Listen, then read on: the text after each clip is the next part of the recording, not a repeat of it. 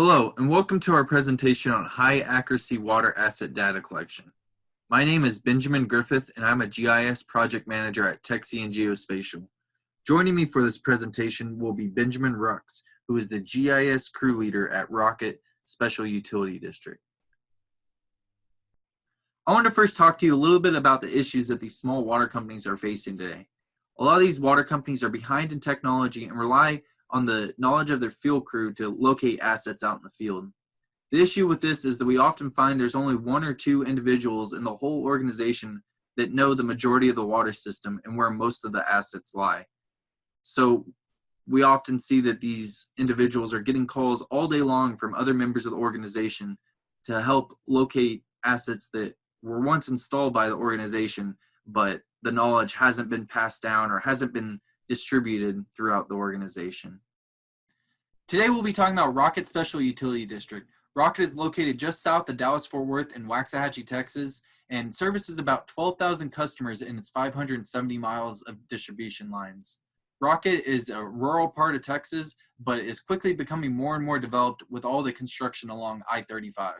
Rocket had previously had some CAD maps that were drawn of their system, and while the CAD drawings worked great for a lot of different aspects of design and future planning, in the real world, or when you zoomed in and really went out in the field and tried to look at where these things were located, it was pretty obvious that they're pretty far off.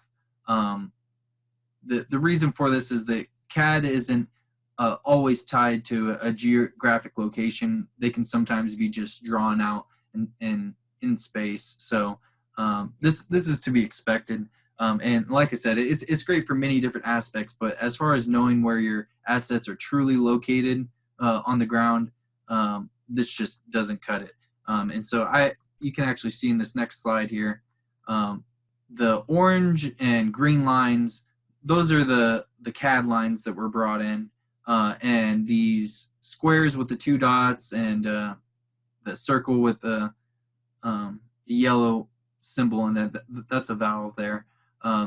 That's where these assets truly lie. And if you look at those symbols, those assets look like they lie closer to where you might expect a meter to fall or a valve at that intersection right there.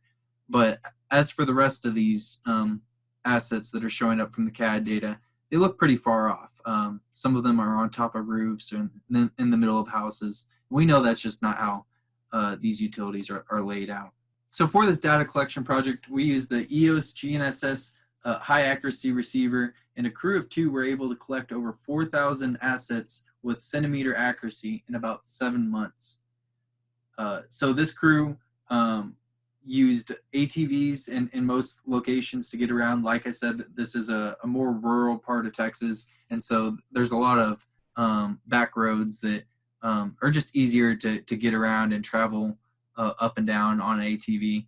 And it also allows you to keep your GNSS receiver connected to the satellites by not putting it inside the cab of a truck to drive down half a mile down the road to collect your next point. So that makes it more efficient. Also, they're using some fan cases on their iPads to keep them cool and keep them running. That's one of the biggest issues here in the Texas heat, is keeping your tablets or other devices cool enough to keep going. All the other equipment can take a beating, but those are the things that'll overheat first. So now we're going to go to Q&A session with Benjamin Rux. Benjamin is the GIS crew leader out at Rocket Special Utility District. He is one of the 2 people that went out and collected over 4,000 assets in less than 7 months. And keep in mind that he was actually doing other things and maintaining other responsibilities while also collecting these points. So some days he was off doing other things. Some days weather didn't permit him to get out there and collect points. And still he was able to learn how to do this whole process and collect that many points in that shorter time. He had no GIS experience previous to this, and I feel that he really took to it. So let's hear what he has to say about this process. Okay, Ben, to get started, what kind of mapping of assets, if any, was Rocket doing previous to this project? Well, previously we were just using a store-bought GPS unit, and we had one guy going out. He was looking at the paper map that we have, and he would record a valve, and he was doing flush hydrants and valves. He wasn't doing meters or fire hydrants. And he would, when the GPS unit was full of information, he would take it back to the shop and download it onto to a computer, and the information just kind of stayed there. I mean, that was probably 4 years ago, maybe even longer, and we never really used it. And then we were changing all our meters out to these new Badger E-Series water meters, and the contractor that was changing the meters out, they would GPS where the meter was, and so that gave a location for the water meters. And somehow the women would they can pull it up on the beacon eye on water, and it'll pull up a GPS coordinate, and it'll show where the water meter is. And we had a independent contractor that he recorded all the fire hydrants, but I'm not real sure about where that information is and how far that got. What is the main issue when you're trying to locate or work on a specific asset out in the field? Not knowing where the water meters are, not knowing where the valves are. We're kind of a rural district. We have some subdivisions, but we're more rural than we are subdivisions, and some of the valves are miles apart, and some of the water meters are set in different places where they're not in front of the house all the time, just kind of spread out. And without having the GIS or GPS, it kind of makes it hard. You got to go on memory where you remember it being, or just experience, knowing where everything is, and being knowledgeable of the system. Okay, and to that point, could someone who was hired last month locate most of the assets in the system? No, it takes at least a year to get familiar with our system because we're so spread out. Right. I mean, you're just not going to walk in and know where everything is. And we have the paper maps and everything, but I mean, it takes seeing your eyes seeing it to remember where it's going to be, the next time you need it. How much time do you think a digital map of Rocket's water system will save the company? When it'll be completed, when we collect all the assets. Is that what you're asking? Yes, sir. Yeah. Well, I mean, you should be able to pull it up on an iPad or your phone, and I mean, you should be able to see where everything is accurately. And I think it would save a lot of time, because a lot of time guys are trying to find a water meter or a water valve because we have a water main break. And if they look at the map and they can't find it, then they have to make several phone calls to me or somebody else to ask where it's at, directions on how to find it and everything. So I think if this information, if it's available to them, it'll save a lot of time. While creating this water system map for Rocket, have you come across any assets that you've never seen before? Yes, I have seen a lot of water meters and valves. I've been here 16 years that I didn't know that was there, or didn't know that they existed. Right. And that's during your time collecting data, or just over time you found? During my time collecting data. Right. Especially the water meters. There's a lot of water meters that I've never seen before. Okay, and related to that last question, have you come across any assets in the field that weren't recorded in your route book or other resources? Yes, there's been a couple of water meters that we didn't know that existed.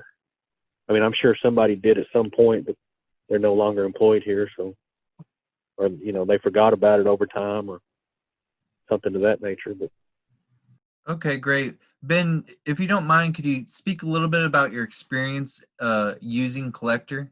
Well, at first it was kind of hard for me to understand. I wasn't familiar with it, and it took some trials and errors to finally figure it out. But once I finally figured it out, and we figured out how to get better signal, and how to keep the points, the assets within the range that we wanted them to be in.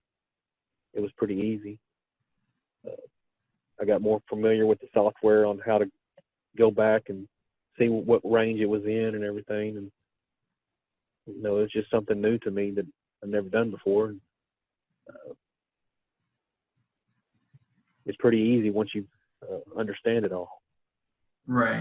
I actually think you were able to learn Collector pretty quickly and get out there and collect over 4,000 points in 7 months while also maintaining other responsibilities in your company. I think that's pretty impressive. Could you talk a little bit about your workflow in the field? Well, we have a meter route book when we used to hand read the meters.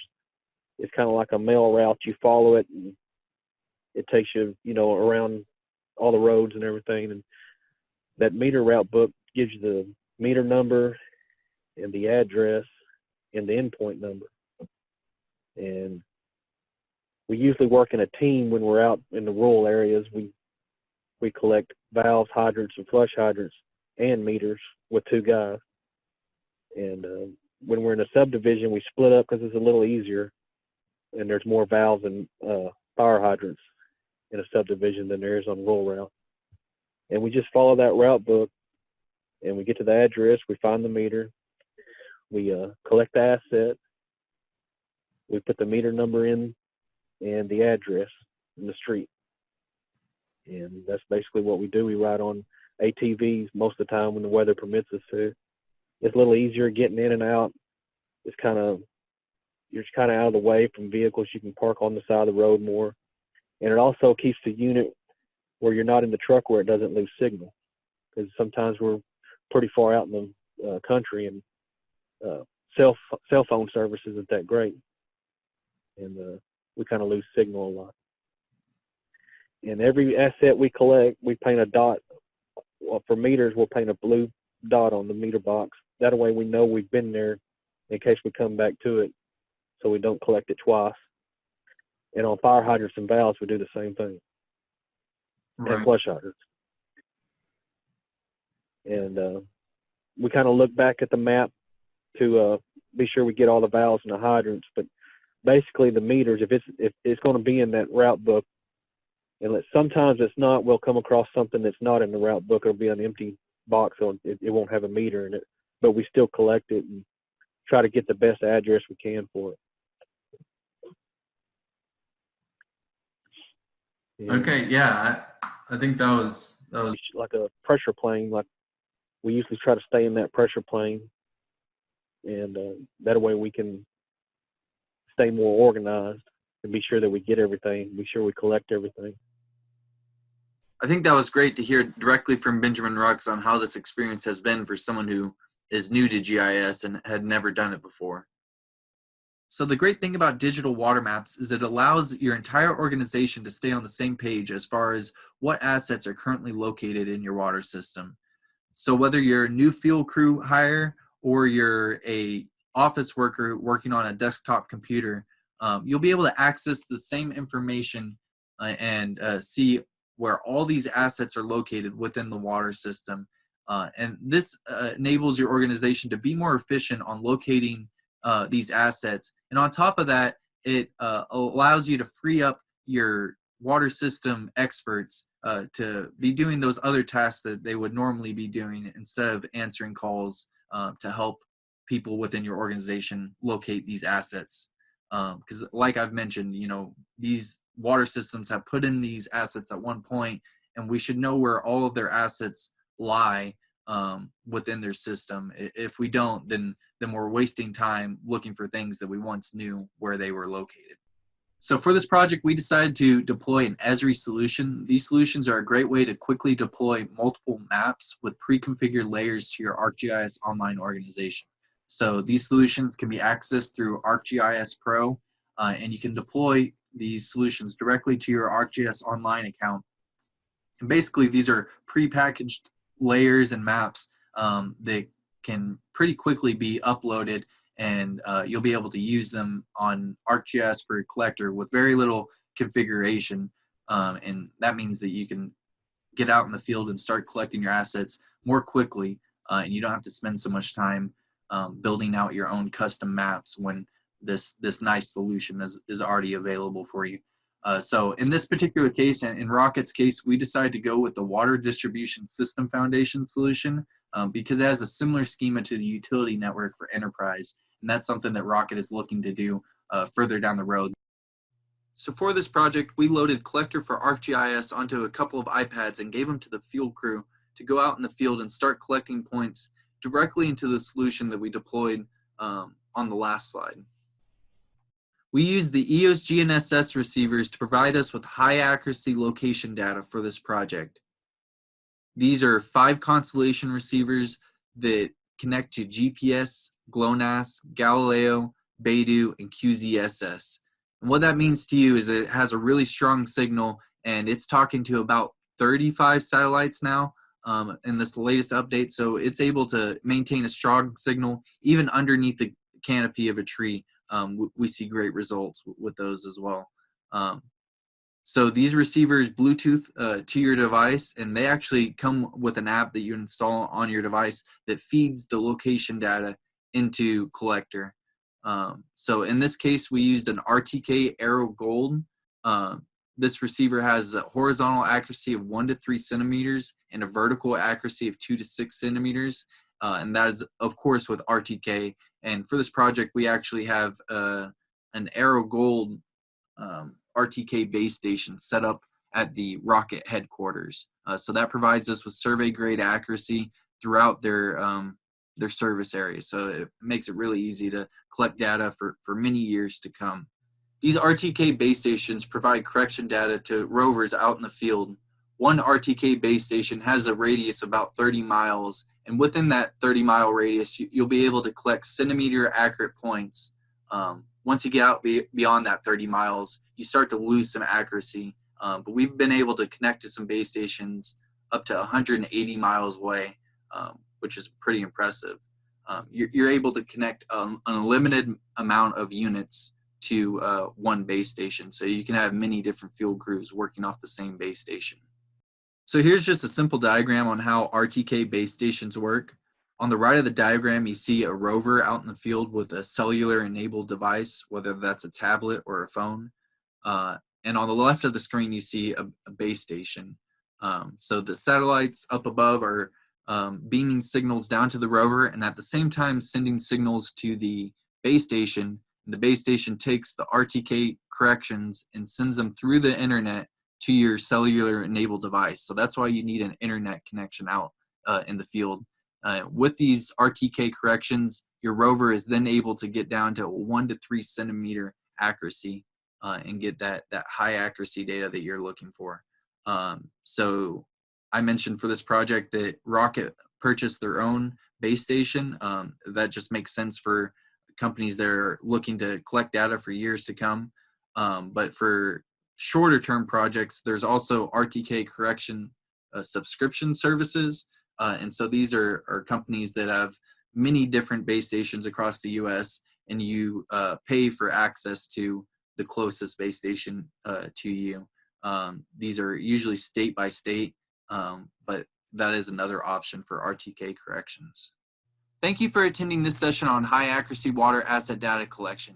That is all we have time for today, but if you'd like some more information on the content of these slides, please follow the links below and you can get some more info on the products and services mentioned in this presentation. Thank you.